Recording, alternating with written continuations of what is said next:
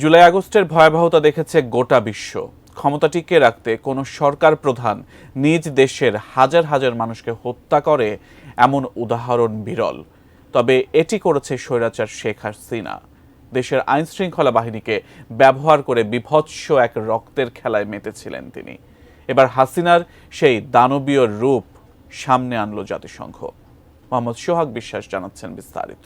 These violations were carried out with the knowledge, coordination and direction of the former political leadership and senior security officials. জনতার বিরোধিতার মুখে ক্ষমতা আঁকড়ে রাখতে সাবেক সরকার জুলাই অভ্যুত্থানে নৃশংসতা চালিয়েছে বলে মন্তব্য করেছে জাতিসংঘের মানবাধিকার বিষয়ক হাই কমিশনার ভলকার তুর্ক। তিনি বলেছেন, জুলাই অভ্যুত্থানে নৃশংস প্রতিক্রিয়া ছিল সাবেক সরকারের একটি পরিকল্পিত এবং সমন্বিত কৌশল, যা জনতার বিরোধিতার মুখে ক্ষমতা আঁকড়ে রাখতে করা হয়েছিল। বুধবার জাতিসংঘের মানবাধিকার বিষয়ক হাই কমিশন এক প্রতিবেদনে বাংলাদেশের জুলাই অভ্যুত্থানকে সাবেক সরকারের নৃশংসতা নিয়ে এক প্রতিবেদন প্রকাশ করেছে। সেই প্রতিবেদনে হাই কমিশনার এসব কথা জানিয়েছেন। তিনি বলেন, বিক্ষোভ দমন করার কৌশলের অংশ হিসাবে রাজনৈতিক নেতৃত্ব এবং ঊর্ধ্বতন নিরাপত্তা কর্মকর্তাদের জ্ঞাতস্বরে তাদের সমন্বয় ও নির্দেশনায় শত শত বিচার বহির্ভূত হত্যাকাণ্ড ঘটানো হয়েছে।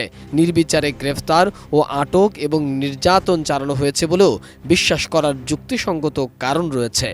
Together with violent elements associated with the former ruling party, committed serious and systematic human rights violations.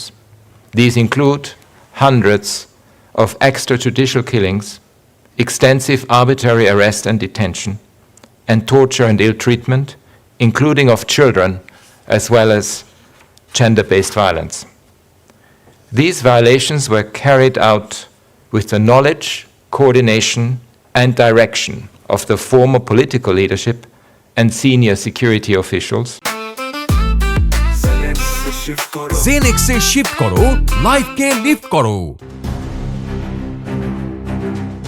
Volker Turk বলছেন, আমরা যে সাক্ষ্য এবং প্রমাণ সংগ্রহ করেছি তা ব্যাপক রাষ্ট্রীয় সহিংসতা এবং লক্ষ্যভিত্তিক হত্যাকাণ্ডের এক উদ্বেগজনক চিত্র তুলে ধরে, যা মানবাধিকার লঙ্ঘনের মধ্যে সবচেয়ে গুরুতর এবং যা আন্তর্জাতিক অপরাধও গঠন করতে পারে। জাতীয় নিরাময় এবং বাংলাদেশের ভবিষ্যতের জন্য দায়বদ্ধতা এবং ন্যায় বিচার অপরিহার্য।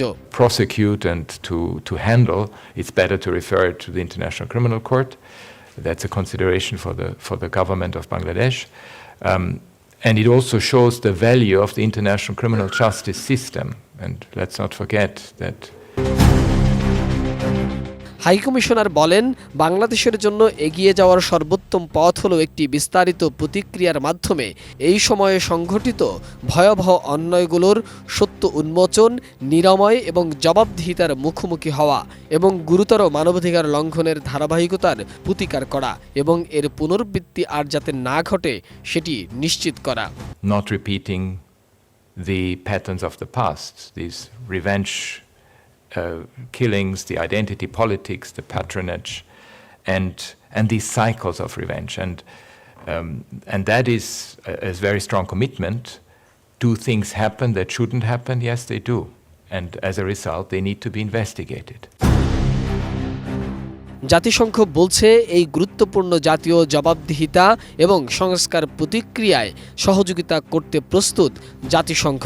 জাতিসংঘের মানবাধিকার বিষয়ক এক প্রতিবেদনে উল্লেখ করা হয়েছে, জুলাই অভ্যুত্থানে 1400 জনের বেশি মানুষকে হত্যা করা হয়ে থাকতে পারে এবং হাজার হাজার মানুষ আহত হয়েছে। এই অভ্যুত্থানে 44 জন পুলিশ সদস্য নিহত হয়েছে বলেও জানিয়েছে তারা। জাতিসংঘের প্রতিবেদনে বিক্ষোভ দমনে নৃশংসতা, পদ্ধতিগত নিপীড়নের তথ্য এবং গুরুতর অধিকার লঙ্ঘনের ক্ষেত্রে ন্যায় বিচারের আহ্বান জানিয়েছে।